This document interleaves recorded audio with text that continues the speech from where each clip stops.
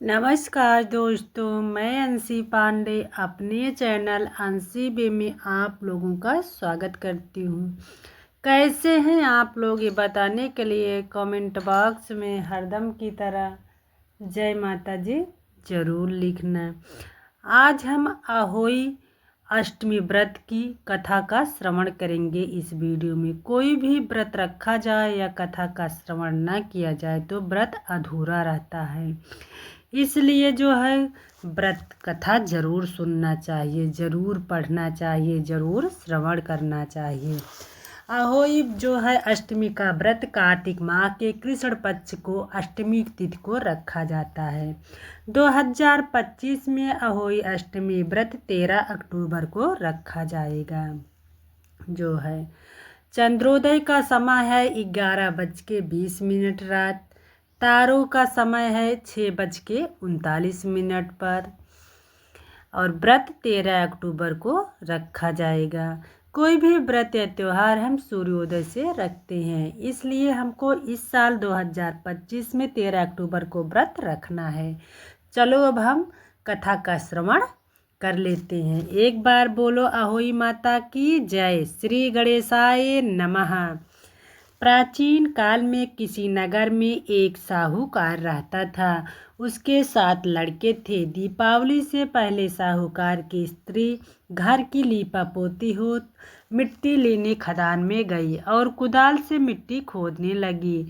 दयो योग से उसी जगह एक सेह की मात थी। सहसा उस स्त्री के हाथ से कुदाल बच्चे को लग गई, जिससे शाह का बच्चा तत्काल मर गया। अपने से हुई हत्या को लेकर साहूकार की पत्नी को बहुत दुख हुआ, परंतु अब क्या हो सकता है। वह शोकाकुल पश्चाताप करती हुई अपने घर लौट आई। कुछ दिनों बाद उसकी बेटे का निधन हो गया। फिर अकस्मात दूसरा, फिर तीसरा। इसी प्रकार से वर्ष भर में उसके 7 बेटे का निधन हो गया।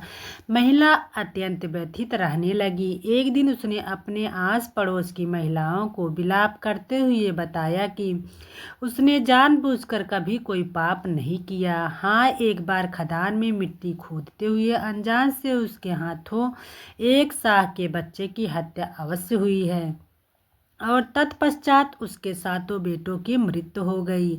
यह सुनकर पास पड़ोस की वृद्ध औरतों ने साहूकार की पत्नी को दिलासा देते हुए कहा कि यह बात बताकर तुमने जो पश्चाताप किया उससे तुम्हारा आधा पाप नष्ट हो गया। अब तुम उसी अष्टमी को भगवती माता की शरण लेकर शाह और शाह के बच्चों का चित्र बनाकर उनकी आराधना करो और क्षमा याचना करो। ईश्वर की कृपा से तुम्हारा पाप धुल जाएगा। साहूकार की पत्नी ने वृद्ध महिलाओं की बात मानकर कार्तिक मास की कृष्ण पक्ष के अष्टमी को उपवास व पूजा याचना की। वह हर वर्ष नियमित रूप से ऐसा करने लगी। तत्पश्चात उसे 7 पुत्र रत्नों की प्राप्ति हुई। तभी से अहोई व्रत की परंपरा चली हो गई। बोलो एक बार प्रेम से जय अहोई माता। जो भी व्रत इस त्योहार को सच्चे मन से माँ आपकी आराधना और पूजा करे, उसके भी संतान, जो जिसके संतान नहीं है उसे संतान आप प्रदान करें, जिसके संतान है उसके संतान को दीर्घायु प्रदान करो और संतान की सुख की प्राप्ति करो। मेरा यही आशा करती हूँ कि अहोई अष्टमी व्रत कथा से संबंधित सारी बातें आपको समझ में आ गई होगी। अब मैं आपको मिलूंगी एक नए वीडियो में। यदि वीडियो पसंद आता है तो चैनल को लाइक और सब्सक्राइब पक्का कर देना, क्योंकि एक छोटी सी लाइक, एक छोटा सा सब्सक्राइब से मुझे बहुत बड़ी हिम्मत और प्रेरणा मिलती है। नमस्कार, धन्यवाद, जय माँ करवा।